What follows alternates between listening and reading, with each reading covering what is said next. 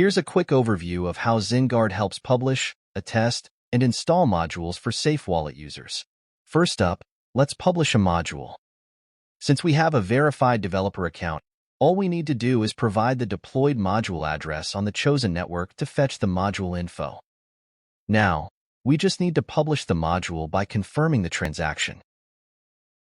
We'll now be able to see the new module listed, and it should also appear on our Marketplace Safe app. Next, let's try installing this module to our Safe account. As you can see, the module is available for installation but doesn't have a security audit attestation yet.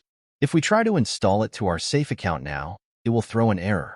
Let's create a security audit attestation through the dashboard. Since we're a verified auditor, we just need to select the module and provide the audit details, like the score, issuance date, documents, and ERCs. This is compliant with ERC 7512.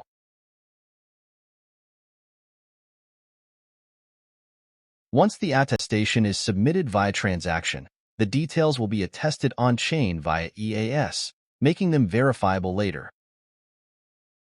Now, as you can see, the module has been attested with the audit details we submitted earlier. Now, we can go back to installing the module from our Marketplace app. This time, it should install without any errors since it has the recent security attestation.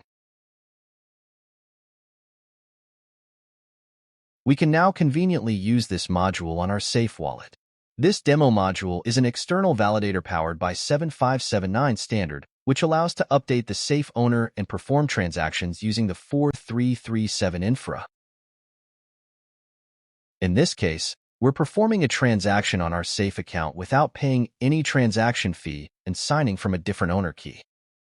Once this transaction goes through, we can even see the same transaction being reflected on our Safe Wallet, but as a 4337 transaction.